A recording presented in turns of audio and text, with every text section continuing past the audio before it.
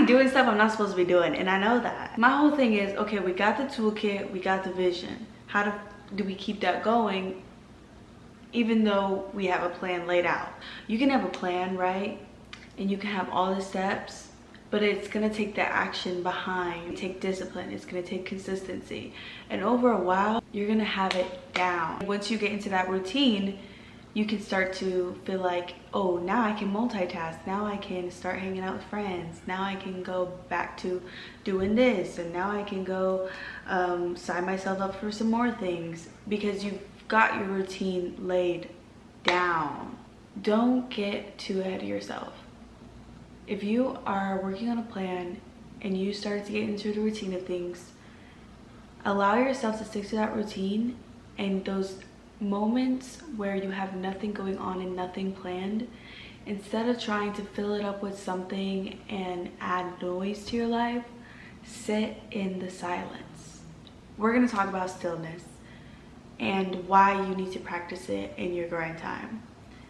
So stillness for me means being able to sit in the moment in silence, nothing to do, nothing going on in the planner, and you have a spare window of time.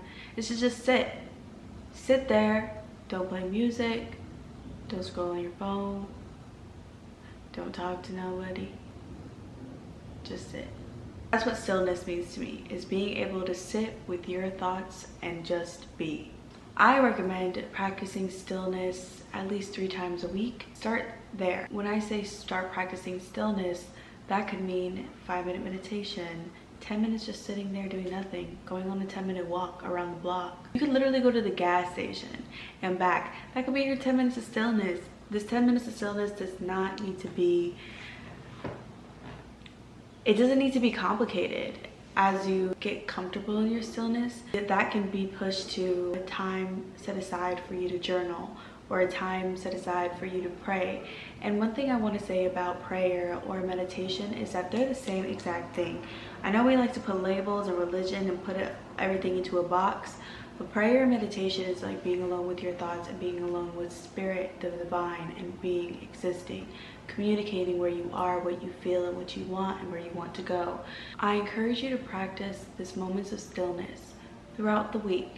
And why it's important that you practice this on your grind journey is because that is going to give you the mental capacity to take one step at a time and to not get lost in your thoughts as you're doing the things that you're doing. Because a lot of the times we get so focused on the end goal that we don't enjoy the journey. That's like a big saying, you got to find joy in the journey. I think what it's really trying to express is you have to learn how to be present and accept what is now so you can be content when more comes. Gratitude for the moment. It's like having gratitude for the blessings in your life before God or spirit blesses you with more. That same thinking applies to stillness. If you can be present in this moment and only think of now in this moment, you essentially have gratitude for this moment. And when you have gratitude for this moment, you will be able to walk through the next moments with ease. A lot of the times when we multitask and we have 5 million different things going on, all of a sudden we're like just go, go, go, go, go.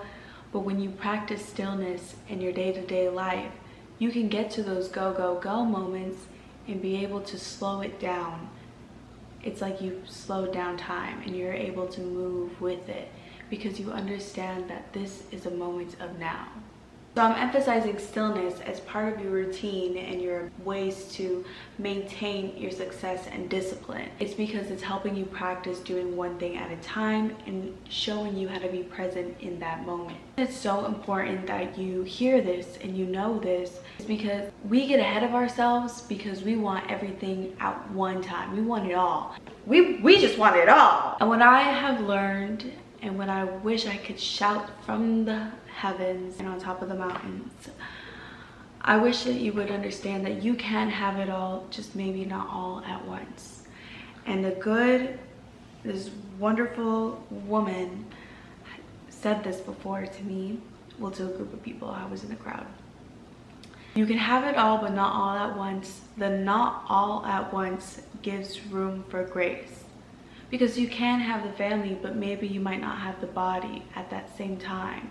Or maybe you have the body, but you also have the dream career, but you don't have the dream career yet. But now you have the dream career yet, now you have the, but you don't have the dream car. And now you have the dream car, but you don't have the, you know what I'm saying? Like, it's just, we can have it all. It's just maybe not all at once.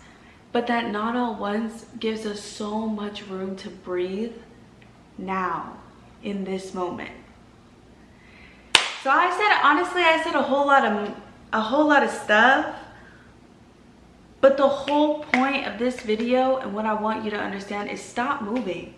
You ever just sit down? Just sit down. Just sit down, breathe, breathe, breathe. That's the whole point of this video, is to sit down, stop moving, breathe. Practice stillness in the day-to-day so that when it comes to those moments, you know how to take one step at a time, even though you're doing 3 different dances. Okay, period. That's a word. Okay, so that's pretty much it.